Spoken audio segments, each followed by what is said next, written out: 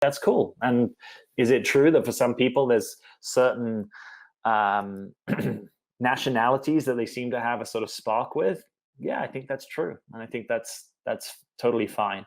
I think you can leave that in place whilst you also are running this inquiry about unavailability, um, and just really try and get to the truth of that. Right? Is there any safety for you in falling from the sort of the overseas guy, because actually maybe it's not going to have viability? Maybe the best it can be is a sort of romantic lovership, but it doesn't actually have the easy potential to become a partnership. Is it true that for some of us, and I think I'm probably in this camp, it doesn't seem that we're prone to just sort of meet the person next door? Yeah, I think that's true, and I think you could probably go to someone that does stuff that's above my pay grade, astrology or otherwise, and they might even be able to point that to you and say, yeah, it's kind of natural that you're likely to meet people, and that's going to be part of the reason that you end up moving somewhere, or the reason that you travel somewhere. Yeah, I think that's totally legit, and I like that you're including this curiosity about who you're drawn to.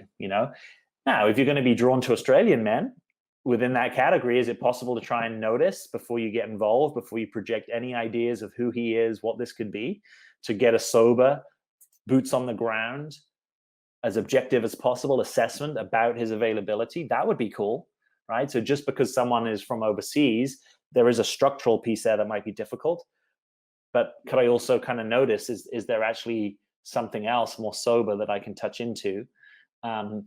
Can I, in the very early stages of meeting this person, can I share it with my friends or my coach or my therapist or all of them, get some reflection, get a sobriety check?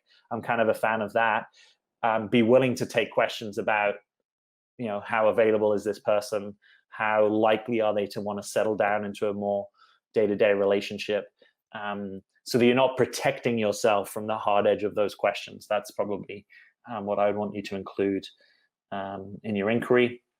I would also include some Enneagrammatic inquiry in there, right? We know that there are certain types.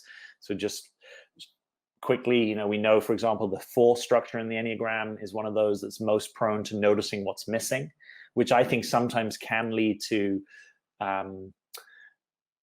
unavailability, because I almost confirm that there is something missing in life, which is the presence of the partner I want, by going after unavailable people. And I keep sort of unconsciously reconfirming that. So I get a little bit curious about whether any of that's happening.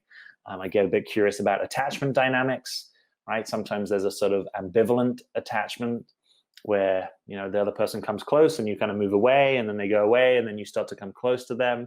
Is any of that sort of push-pull dance kind of happening? So I think there's plenty of stuff that you could excavate to know at a truer level what's actually happening here.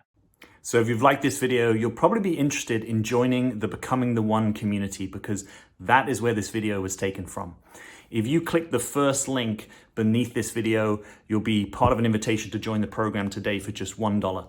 And for that, you can be with us for the next 14 days. You can be on an exclusive live stream with either me or my teaching partner, Clayton Olson, where we not only give you some teaching, but we also will get all your questions answered about dating, relationships, and whatever's going on in your life. So I'd love it if you consider to join us. It's just $1. It's really good value. You'll get the entire first module of the program.